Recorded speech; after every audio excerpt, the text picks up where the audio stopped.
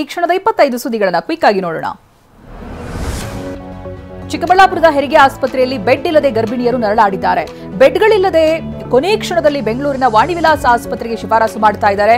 Bed ಕೊರತೆ ಜೊತೆ ambulance ಕೂಡ ಇಲ್ಲದೆ ಪರದಾಡ್ತಾ ಇದ್ದಾರೆ. ಅವ್ಯವಸ್ಥೆ ವಿರುದ್ಧವಾಗಿ ಗರ್ಭಿಣಿಯರು ಸಂಬಂಧಿಕರು ಆಕ್ರೋಶ ವ್ಯಕ್ತಪಡಿಸಿದ್ದಾರೆ.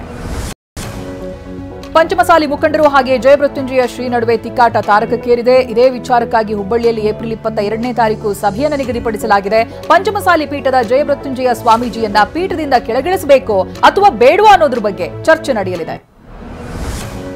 ಜಾತಿ ಗಣತಿ ವರದಿಗೆ ವೀರಶೈವ ಲಿಂಗಾಯತ ಮಹಾಸಭಾ ವಿರೋಧವನ್ನು ವ್ಯಕ್ತಪಡಿಸಿದೆ. ನಿವೃತ್ತ ಐಎಎಸ್ ಅಧಿಕಾರಿಗಳ ತಂಡದಿಂದ ಜಾತಿ ಗಣತಿ ಅಧ್ಯಯನ ನಡೆಸುವುದಕ್ಕೆ ನಿರ್ಧಾರವನ್ನು ಮಾಡಲಾಗಿದೆ.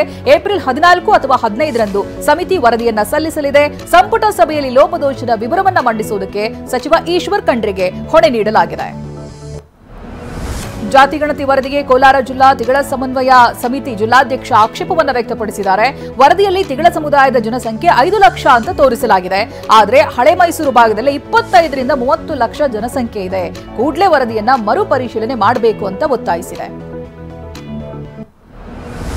ಬೆಂಗಳೂರು ಗ್ರಾಮಾಂತರ ಜಿಲ್ಲೆ ದೊಡ್ಡಬಳ್ಳಾಪುರ ತಾಲೂಕಿನ ಘಾಟಿ ಸುಬ್ರಹ್ಮಣ್ಯ ದೇವಸ್ಥಾನಕ್ಕೆ ಡಿಕೆ ದಂಪತಿ ಆಗಮಿಸಿದ್ದಾರೆ. ವಿಶೇಷ ಪೂಜೆಯಲ್ಲಿ ಭಾಗಿಯಾಗಿದ್ದಾರೆ.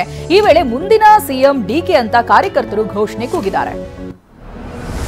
ದೊಡ್ಡಬಳ್ಳಾಪುರ ತಾಲೂಕಿನ ಘಾಟಿ ಸುಬ್ರಹ್ಮಣ್ಯ ದೇವಸ್ಥಾನದಲ್ಲಿ ಡಿಸಿಎಂ ಡಿಕೆ ಶಿವಕುಮಾರ್ ಪೂಜೆಯನ್ನ ಸಲ್ಲಿಸಿದರು. ಬಳಿಕ ದೇವಸ್ಥಾನದ ಆವರಣದಲ್ಲೇ ಪತ್ನಿ ಜೊತೆ ತಿಂಡಿ ಸವಿದಿದ್ದಾರೆ.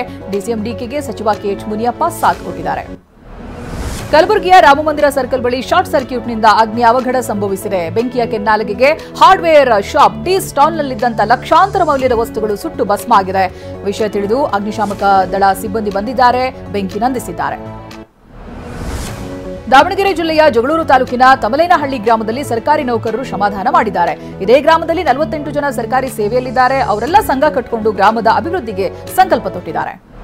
ಬಳ್ಳಾರಿ ಜಿಲ್ಲೆಯ ಕಡುತಿನಿ ಬಳಿ ಇರುವಂತಹ ಥರ್ಮಲ್ ಪವರ್ ಪ್ಲಾಂಟ್ ತಾಂತ್ರಿಕ ದೋಷದಿಂದ ಕೈಕೊಟ್ಟಿದೆ. ಅದರಿಂದಾಗಿ 750 ಮೆಗಾವ್ಯಾಟ್ ಸಾಮರ್ಥ್ಯದ ಬಿಟಿಪಿಎಸ್ನ 3ನೇ ಘಟಕ ಬಂದ್ ಆಗಿದೆ. ಬಿಟಿಪಿಎಸ್ ನಿತ್ಯ 1750 ಮೆಗಾವ್ಯಾಟ್ ವಿದ್ಯುತ್ ಅನ್ನು ಉತ್ಪಾದನೆ ಮಾಡ್ತಾ ಇತ್ತು. ಇದೀಗ 1000 ಮೆಗಾವ್ಯಾಟ್ ಮಾತ್ರ ಉತ್ಪಾದನೆ ಮಾಡಲಾಗ್ತಾ ಇದೆ.